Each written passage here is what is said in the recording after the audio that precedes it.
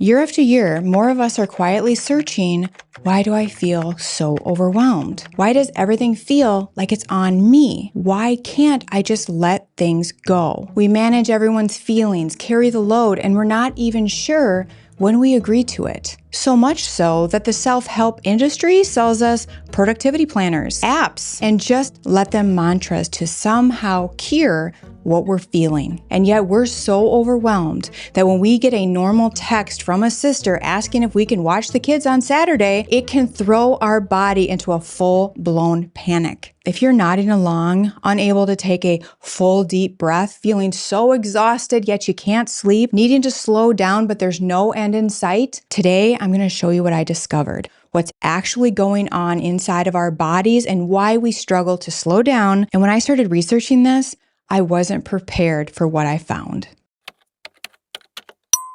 Before we go any further, I want to tell you what this video is not. I'm not here to tell you to just say no, to let them, or go buy a paper planner and take a deep breath. Although those things do have their place and some are genuinely great, they're not enough on their own. And in 3 minutes, I'm going to show you exactly why. First, let's look at the room you're actually standing in right now. Look at the world your nervous system is trying to live in. Work messages flow in past 9 p.m., a family group chat that never sleeps, a school app that pings that your child is missing an assignment during a work meeting, a text from your mom about your dad's cardiologist, a patient portal that you can't remember the password to, a news alert, the friend's vacation, a coworker's promotion, a subscription you forgot to cancel, another bill.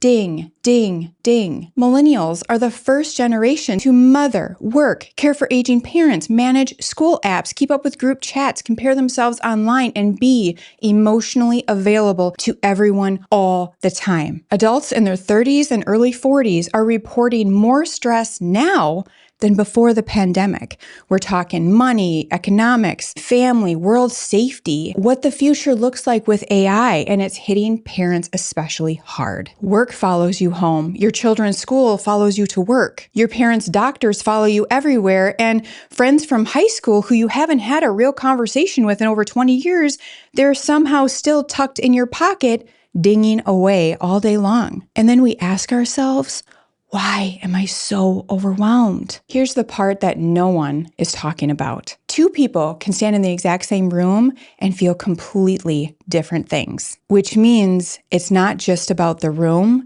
it's about the body standing in it. Let me show you. Meet Sara and Becky. Sara grows up in a home with a mom who's emotionally steady. When Sara gets upset, when she has a bad fight with a friend, her mom is there to comfort and support her. When Sara says no, the room stays safe. No slamming doors or someone who makes her pay for that no for 3 days in a row. So Sara's body learns a quiet rule. No is allowed, and the people I love don't disappear when I disappoint them. Becky grows up in a different home. When Becky has a bad day or needs attention, someone in the house always seems to have it worse. Or she's told, it's not that big a deal, Becky. If she says no, the temperature drops immediately. Maybe it's her mom that gets quiet, and it's the quiet that you feel through the walls. Or her dad maybe gets loud. Or maybe nobody yells, and for 2 full days, her mom doesn't really look at her. Or maybe in Becky's house, she only gets her mom's full warmth when she performs, helps, fixes, and makes sure everyone else is okay, when she is a good girl, a perfect girl. Becky was 6 years old when her body learned her clear rule.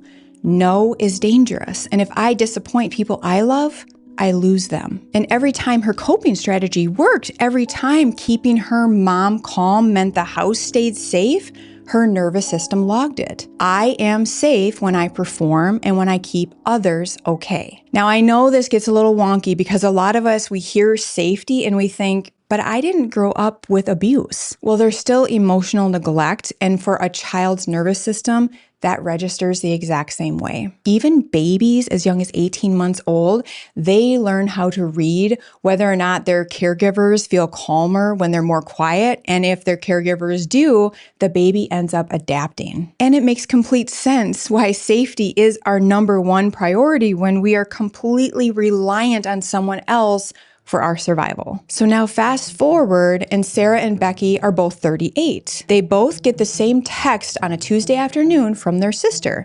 Can you watch the kids on Saturday? Now, Sara, she checks her calendar. She thinks, oh gosh, we are so slammed this weekend. And she just texts back, can't do Saturday, love you, maybe we can do something next week, ? Puts the phone down and goes back to her coffee. Becky, she reads it. Her stomach drops, her shoulders rise. She rereads the text 3 more times, trying to find the tone. She drafts a reply, she deletes it, she drafts another reply, and then she apologizes twice in the first sentence, says yes before she even checks her calendar. Same text, same sibling, same Saturday, but 2 completely different bodies. So what's actually happening inside Becky's body in those 30 seconds? Well, it turns out our bodies all have an alarm system, and its one job is to keep us safe. When you were small, that alarm learned what counted as danger from the room you were standing in, from the faces that surrounded you, and based on what happened the last time you said no, or cried, or needed something. For a kid like Becky, the alarm learned that disappointing people was dangerous because to a child, losing the warmth of the adults that surround you, that's a survival problem. So her alarm wired itself to one very specific trigger. When someone I love is unhappy, sound the alarm. Here's the aha.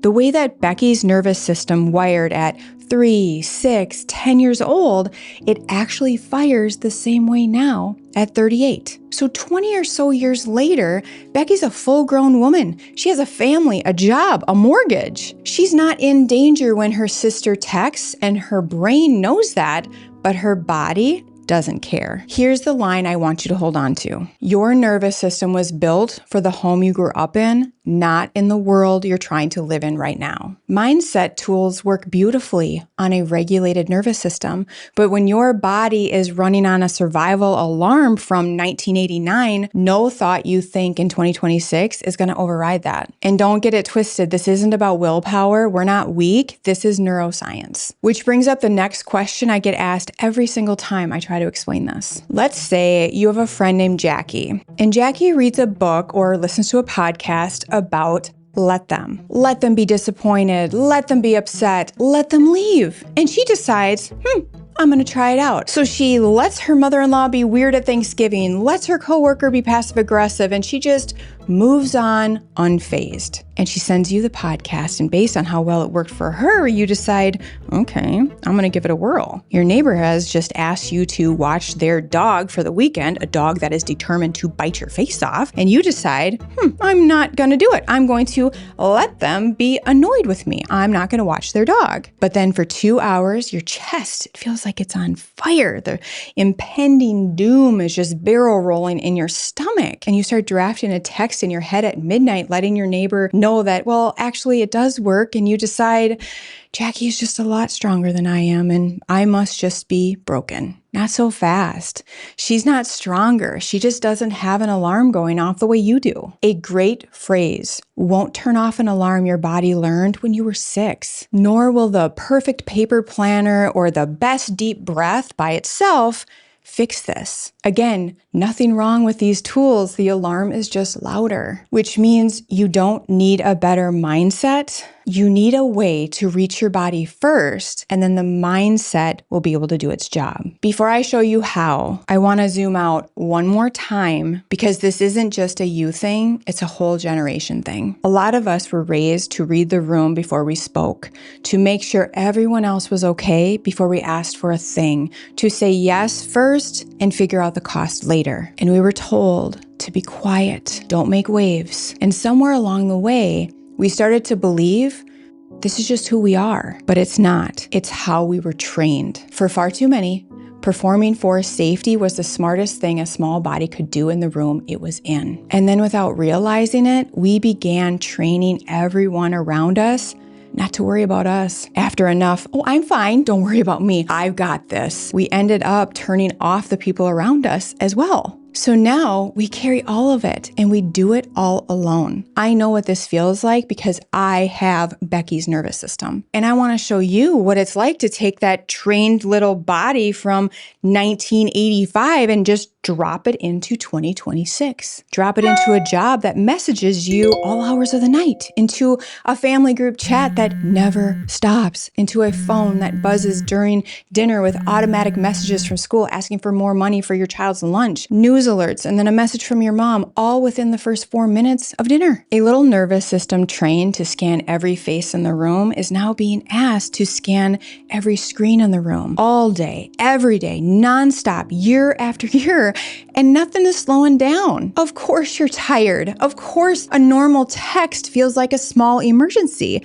We're not broken. We're just running on old software in a body that needs a little tune-up. All right, now it's tool time. But let's do this together right now, and then afterwards I will explain what we just did inside of our bodies. Here's the big move, and it's 1 minute. You can do this in the parking lot, in the bathroom, in your car before you go inside, or before you respond to a text. In full transparency, when I first learned about this, I told myself, this is so silly.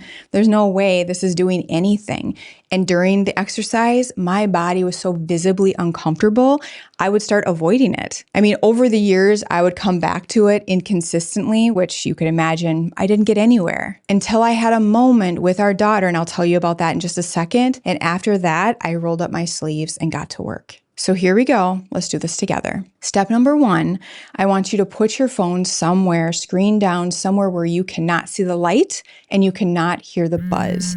So right now, put it away. Step number 2, put one hand on your chest and one hand on your belly. And we're not doing this because it looks calming. We're doing this because your body needs to know where it is, and touch tells it. Step number 3, we're going to inhale through our nose for the count of 4.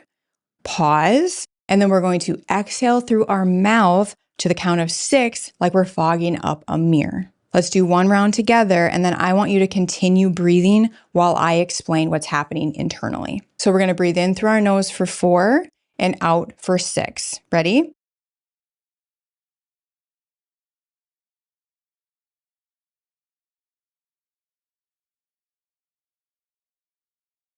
And this time when you breathe in your head, I want you to name something you can see in the room that you're sitting in. Keep breathing. And now I want you to name something you can hear. And then you'll keep breathing.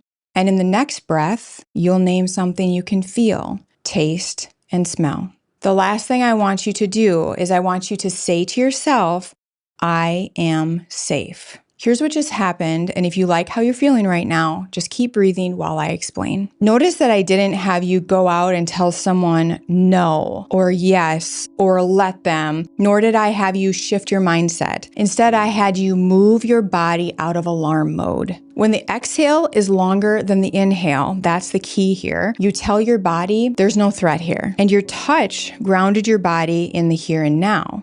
And your 5 senses, like going through that, just oriented you into the space and time in 2026. It allowed you to tell your body the truth about the room you're in right now. Once your body isn't in alarm mode, or what is commonly known as fight, flight, freeze, or fawn, our actual self can answer that text from a place of values, not from a scared 6-year-old place. And right now, after all that breathing, our prefrontal cortex is online, our heart rate is nice and slow, and your body just learned, even if it was for 60 seconds, what it feels like to not be on high alert and nothing bad happening. I started doing this once a day with my phone alarm, and then I slowly worked up to 3 1-minute planned pauses a day. And now I cannot believe I'm telling you this because it was so uncomfortable for me to actually sit still.